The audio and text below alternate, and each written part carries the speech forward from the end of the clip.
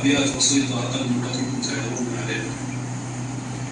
الأولى بسم الله الرحمن رب البرايا منزل القرآن، والثانية يا رب صل وسلم على النبي المصطفى العدناني. من بعدها رحبكم وهلي يا مرحبا يا شيخنا الزنداني، رمز من رموز اليمن وعلامة تشهد بذلك جامعة الإيماني، وفي الطب وإعجاز القرآن العلمي شيخ جليل وعالم رباني. شرفتنا يا شيخنا بوصولك في قصر شيخ عامر الأركاني، الشيخ مشرف بن سكوت العمري يدري بفعله قاصي وداني.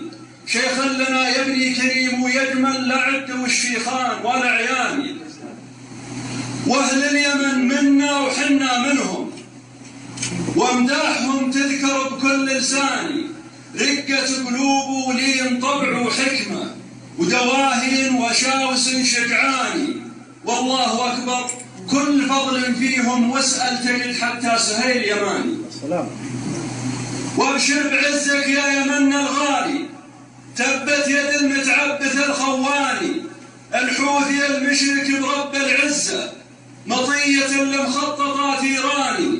هبت عليها العاصفة ضمر الله ثم مرقايدنا الملك سلماني.